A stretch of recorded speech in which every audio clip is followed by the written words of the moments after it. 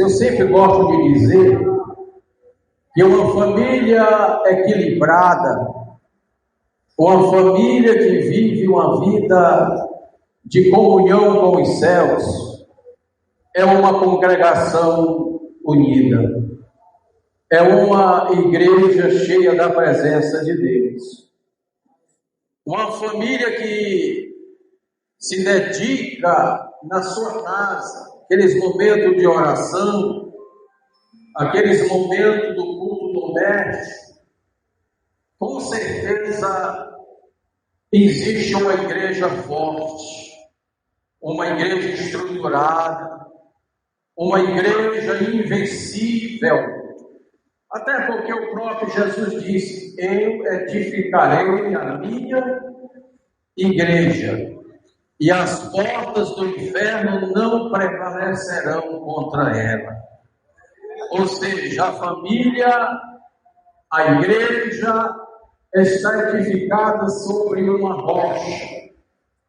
E por nós estarmos edificados sobre uma rocha, nós estamos firmes e conscientes em quem nós temos servido e entregar os nossos problemas, as nossas causas, as nossas ansiedades. Uma família unida, edificada na rocha, é como aquela parábola que o homem edificou a sua casa em uma rocha. Veio os ventos, veio os rios, veio as enxurradas, bateu naquela casa, mas ela não caiu, ela não foi destruída. Por quê? Porque ela estava edificada sobre a rocha.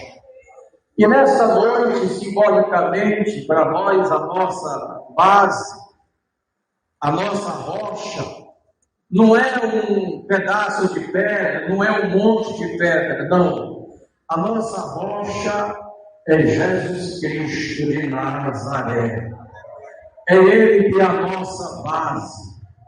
É Ele que nós estamos firmados. Louvado seja o nome do Senhor. Quem governe bem a sua própria casa, tendo seus filhos em sujeição, com toda a modéstia. Porque se alguém não sabe governar a sua própria casa, terá cuidado da igreja de Deus. Então, meus amados irmãos, o apóstolo Paulo, direcionando a Timóteo, ele já transmitia essas palavras de ensinamento. É muito bom a gente fazer a obra de Deus, é muito bom a gente se desgastar na obra de Deus, mas a nossa prioridade, em primeiro lugar, sabe qual é? O nosso Deus. Em segundo lugar, a nossa família. E em terceiro lugar, a igreja. É muito bom ser pastor, é muito bom fazer a obra do Senhor, mas devemos priorizar Deus na nossa vida e, em segundo lugar, a nossa família. Tem muitas famílias de pastores, famílias de presbítero, de diácono, de evangelista, sendo destruída porque está faltando a atenção desse obreiro, desse pastor, desse evangelista, desse presbítero para com a família. Tem deles que passa 3, 4, 5, 6 vezes viajando, pregando a palavra, mas a sua família está lá, precisando da sua presença, precisando do seu apoio, precisando dos seus cuidados. Louvado seja o nome do Senhor nosso Deus. Mas se alguém não tem cuidado dos seus, e principalmente dos da sua família, negou a fé, e é pior do que o infiel. Olha aí, irmão, como é sério o negócio aqui. Se alguém não cuida da sua casa, se alguém não cuida da sua família, ele é pior do que o infiel. Paulo ele pegou aqui muito pesado com relação à família. Se algum crente ou alguma crente tem viúvas, socorra-as, e não se sobrecarregue a igreja, para que se possa sustentar as que deveras são viúvas. A preocupação da igreja primitiva, eles se preocupavam muito em pregar a palavra, mas eles estavam desprezando os necessitados, os órfãos, as viúvas. E um dia se ajuntaram com a turma lá e começaram a criticar. E ali a direção da igreja se reuniram e separaram 7 diáconos para cuidar das viúvas e dos órfãos. Apóstolo Pedro e os demais disseram: nós vamos ficar só com a palavra, e a oração. Então eles não se preocupavam com coisas materiais. Então nós, nessa noite, eu queria deixar bem claro para vocês que me ouvem, que, em primeiro lugar, família, meu primeiro ministério. A nossa família é o nosso primeiro ministério. Glória a Deus. Lá na sua casa você é o sacerdote, lá na sua casa você é o pastor, lá na sua casa você é o líder, lá na sua casa você é a voz suprema. Primeiro Deus, mas depois de Deus é você que grita, é você que tem a palavra, é você que tem realmente autoridade para orientar a sua família. Louvado seja o nome do Senhor.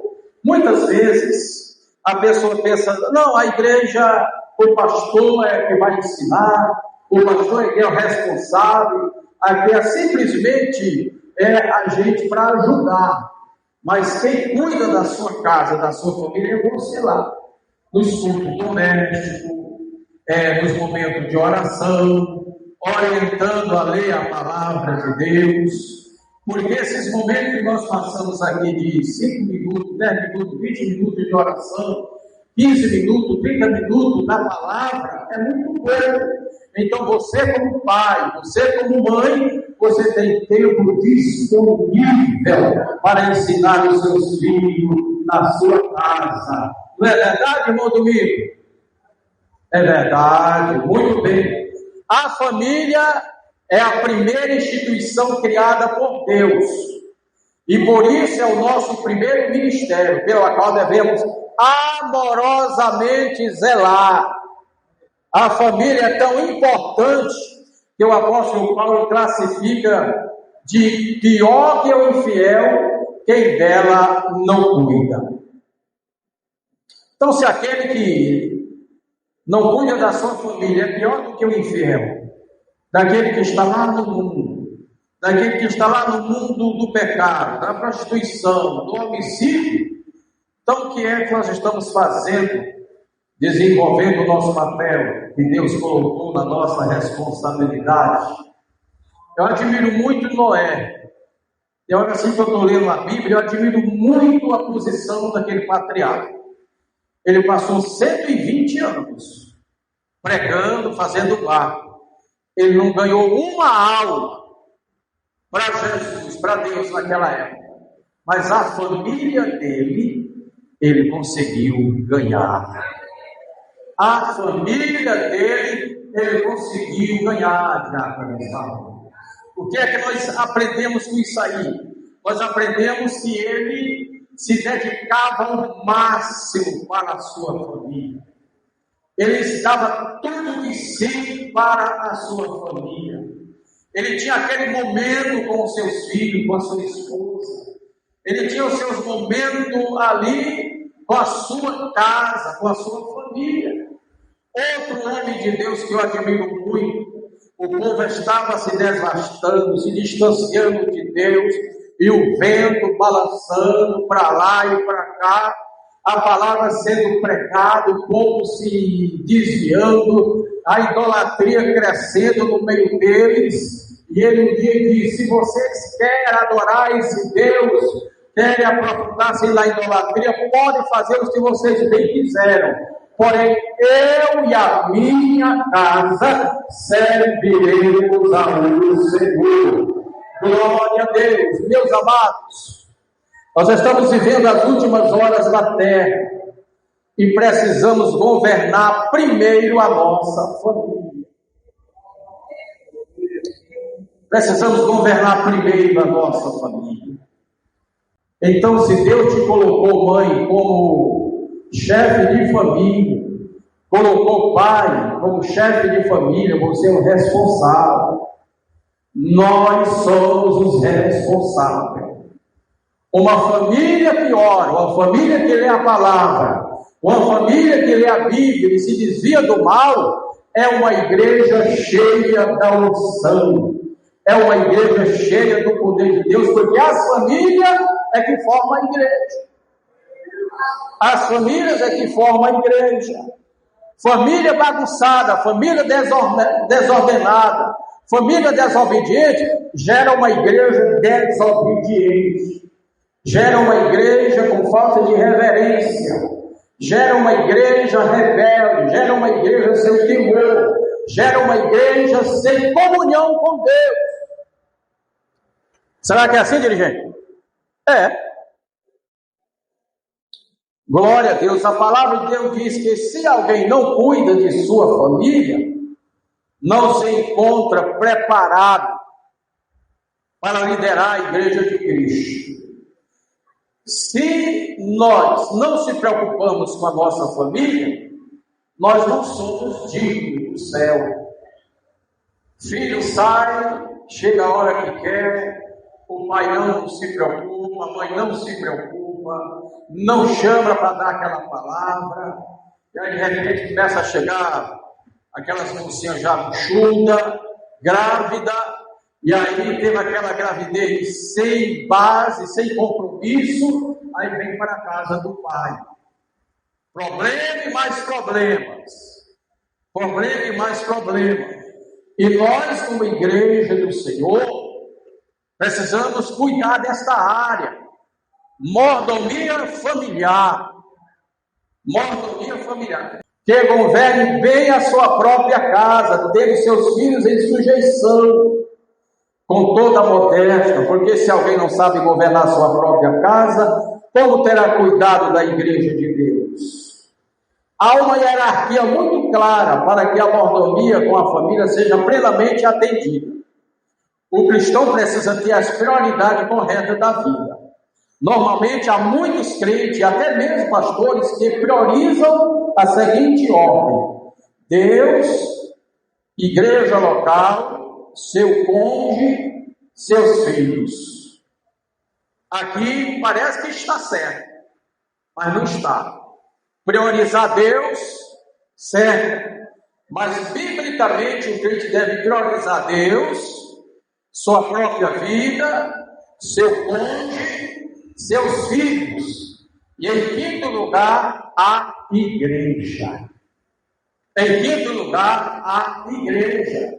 Por quê, pastor? Porque se você cuidar da sua família, vai ter uma igreja abençoada, vai ter uma igreja equilibrada, vai ter uma igreja em comunhão com Deus. Ensine seus filhos a ser ofertantes, ensine seus filhos a ser dizimistas, ensine seus filhos a chegar na casa de Deus com decência, ensine seus filhos a respeitar a liderança, respeitar uns aos outros, a congregação. Eu estava olhando o relatório de dizimista e vi uma coisa importante, irmãos. Evangelista Valdeci. Desculpa aí. Eu vi o nome de uma adolescente devolvendo o dízimo dela. Eu achei importante aquele ali. Um adolescente. Aí a mãe dela é uma dizimista fiel também. Aí eu pensei aqui, essa mãe já está ensinando a sua filha a ser uma dizimista fiel. E eu achei aquilo muito importante. Então, quem faz isso vai ter uma igreja abençoada, uma igreja equilibrada, que pode vir os ventos de todos os lados. Pode vir os ventos, os rios, mas ela continua de pé. Porque ela foi feita sobre uma base. Foi feita sobre uma base. Glória a Deus, irmão Valdeci, ele é construtor. O evangelista também, Ateneu, é construtor. Então, a gente está tendo, quando vai construir, fazer uma base, ele vai usar um material de primeira qualidade.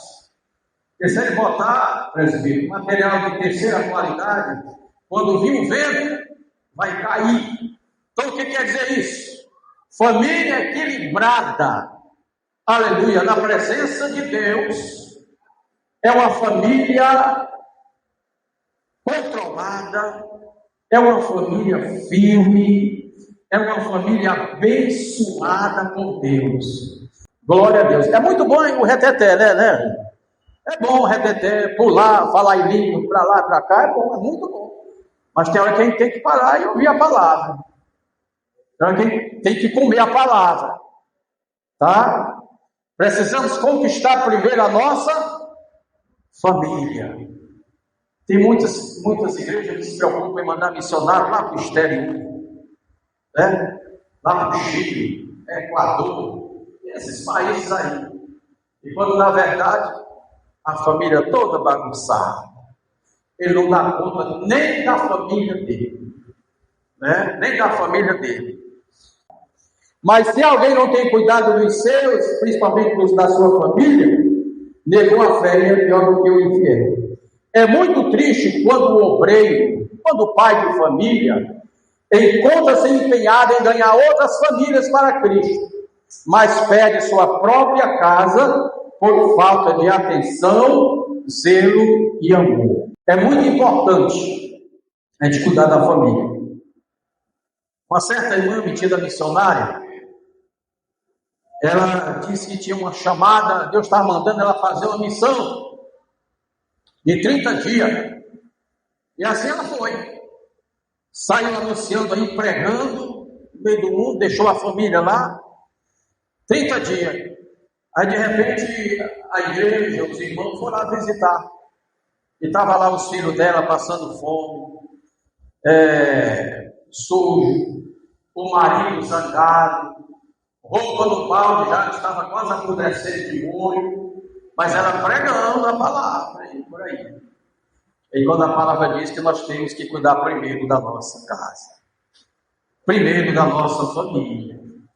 Então você jovem que vai casar, você que está namorando, aprenda nessa noite, cuide primeiro da sua casa, da sua família. Louvado seja o nome do Senhor. Luciano Subirá, ele diz aqui que muita gente tem errado ao pensar que a igreja, o ministério vem logo depois de Deus. Na verdade, a família vem em segundo lugar. Viu, irmãos? A família vem em segundo lugar. Precisamos restaurar primeiro o altar da nossa família. Precisamos restaurar primeiro o altar da nossa família. O altar do culto doméstico.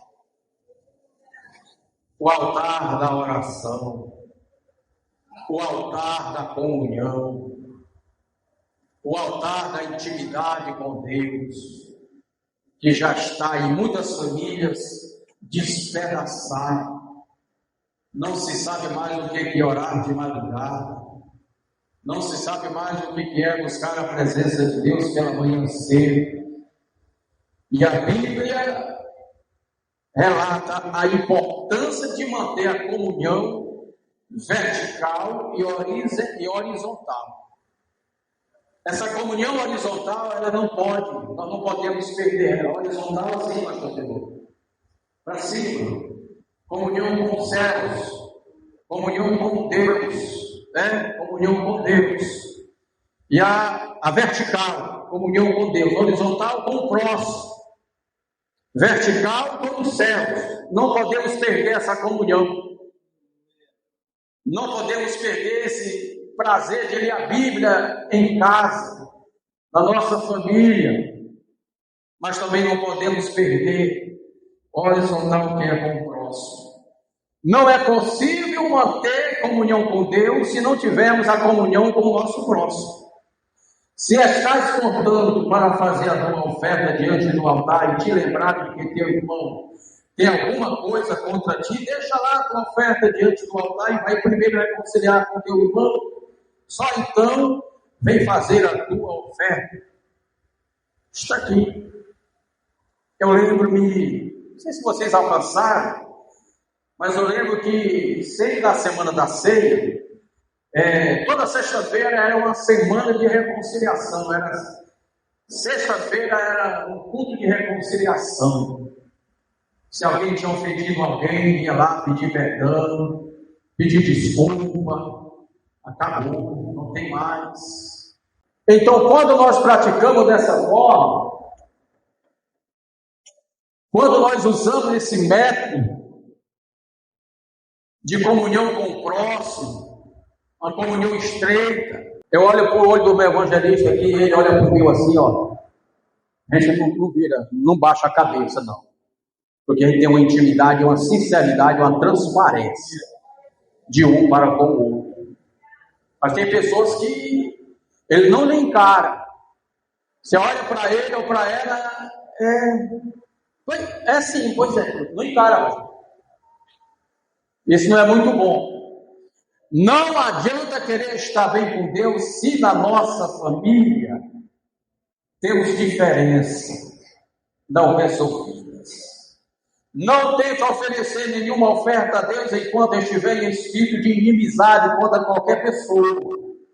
Isso inclui membro da nossa família. Você sabia que tem família que tem membro dentro dela intrigado, com raiva do outro, dentro de casa?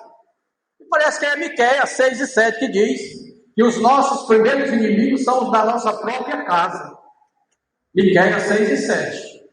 É sogra contra genro, genro contra sogra, filho contra pai, pai contra filho, e assim adiante.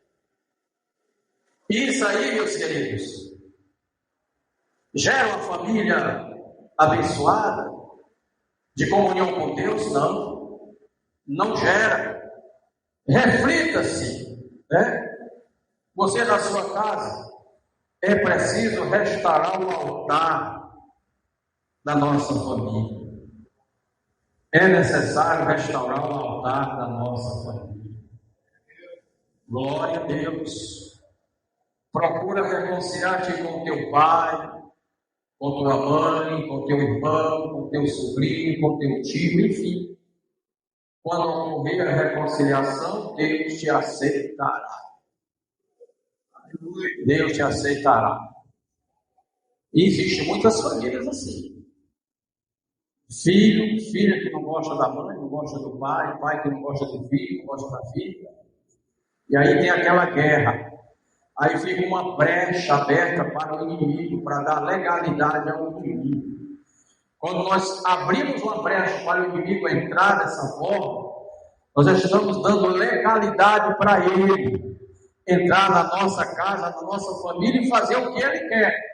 Mas eu quero profetizar nessa noite que a sua família é blindada pelo sangue do Cordeiro, é guardada pela marca do sangue do Cordeiro. Família, meu maior patrimônio. Família, meu maior patrimônio. Nós temos a salvação e nós fazemos tudo para não perdermos a nossa salvação. Nós fazemos tudo para não perder a nossa salvação.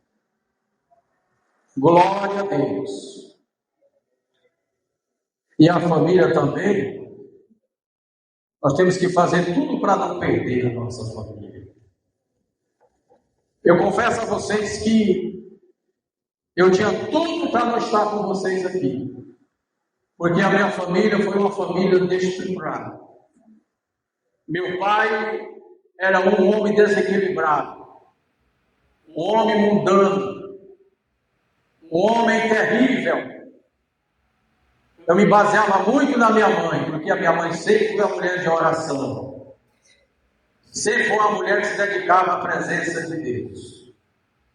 Eu louvo a Deus pela vida dela, até hoje está viva, 90 anos, tive lá o tempo todo com hoje. Mas o meu pai, ele não era aquele homem, era um homem trabalhador, um homem que não roubava, que não comprava e pagava, mas ele só usava o corpo, não usava a cabeça. Botava aquela roça de 8, 10 linhas de arroz, o arroz crescendo por aqui, iam lá capinando, limpando o arroz, já estava todo vendido na folha, pastor. O senhor entende isso aí? Estava todo vendido na folha, pastor. Quando nós apanhávamos o arroz, colocava no paiol, era só para entregar para os vendedores. Aí eu ia trabalhar na Juquira, mas ele, para ganhar o dinheiro para comprar o arroz e o feijão. Era um pai, um dono de família, que não tinha responsabilidade. Judiou muito com a minha mãe. Eu não estou nessa noite pregando para mãe nem para pai que tem essas práticas. Eu estou aqui pregando para famílias que estão lutando para ir para o céu, se desviando do mal. Glória a Deus. E a família, no geral, o patrimônio pode ser entendido como algo de valor, objeto precioso, herança, riqueza, diamante lapidado, joia rara. Família é isso. E por ser de valor uma família, o inimigo quer destruir a qualquer preço. Ele arma as arapucas ali, acolá, e coloca ali a ração, a serva, para pegar a sua presa.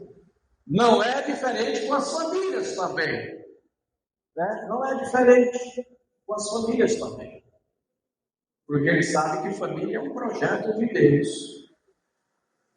E acontece tantas coisas que entristecem o pai, entristece a mãe, por algo que o filho faz que vem desagradar ao pai, desagradar a mãe. Então, filhos e filhas, não entristeçam os vossos pais, não entristeça as vossas mães, porque a mãe e o pai é a base da família, humanamente falando. A família é, portanto, o nosso maior patrimônio, a nossa maior riqueza. É através dela que temos nosso porto seguro, que temos nosso ponto de apoio para tudo que enfrentamos diariamente nessa vida. É a família. Aí às vezes você vem do seu emprego, da sua empresa, bombardeado. Mas a sua família é a base, é o ponto seguro. É a sua segurança, sua família. Glória a Deus, estou terminando. Como guardar bem o tesouro incomparável? A nossa família é um tesouro dado por Deus. Como já vimos, ela sofre constantemente ataques. Por isso precisa estar protegida. Precisa estar protegida. O marido deve cuidar de sua esposa e dos seus filhos da mesma forma. A esposa também deve proceder em relação ao seu marido. Viu, meus amados? Da mesma forma que o marido deve cuidar da sua esposa e dos filhos, da mesma forma, a esposa também deve proceder em relação ao seu marido e filhos. Esposa inteligente, esposa zelosa, esposa vigilante. Não podemos nos esquecer que estamos lutando contra os principados e potestades. Se desejamos uma vida familiar vitoriosa, precisamos viver em total dependência do Senhor. Carecemos da armadura de Deus para que possamos enfrentar as lutas e desafios do nosso tempo. Precisamos estar revestidos das armaduras de Deus. Precisamos estar revestidos. O profeta Miqueias, capítulo 7:6. Porque o filho despreza o pai, a filha se levanta contra a mãe, e a nora contra a sogra. Os inimigos do homem são os da sua própria casa. É verdade. Às vezes o pai vai dar um conselho para o filho, ele não gosta, já cria aquele rancor. A mãe da mesma forma vai dar um conselho para a mãe, da filha, a filha já não gosta. Sabe quem é que sai batendo palma? É os demônios lá do inferno, que são contra as famílias. O inferno tudo é contra a família. Sabe, porém, isto que nos últimos dias sobrevirão tempos trabalhosos, porque haverá homens amantes de si mesmo, avarento, presunçoso, soberbo, blasfemo, desobediente a pais e mães, ingratos, profanos, sem afeto natural, irreconciliáveis, caluniadores, incontinentes, cruéis, sem amor para com os bons, traidores, obstinados, orgulhosos, mais amigo dos deleites do que amigo de Deus, tendo aparência de piedade, mas negando a eficácia dela. Destes, afasta-te. 2 Timóteo, capítulo 3, versículo 1 e 5. O que faz um filho desprezar o seu pai? A filha se levantar contra a mãe, a nora se levantar contra a sogra, o tio se levantar contra o sobrinho, o sogro se levantar contra o genro. A Bíblia é clara, nossa luta não é contra o sangue e a carne, ou seja, nossos familiares, mas contra os inimigos espirituais. Esse inimigo espiritual não é o ladrão, ao qual Jesus se referenciava em João 10. No contexto fica claro que Jesus serviria aos maus pastores, falsos mestres. Todavia, esses inimigos espirituais agem como um ladrão ao contra a casa, a família, a nossos filhos. Então, que nessa noite possamos ficar por aqui e saber que a indispensável solidez do patrimônio, o padrão bíblico para o casamento, envolve companheirismo, amor para um com o outro.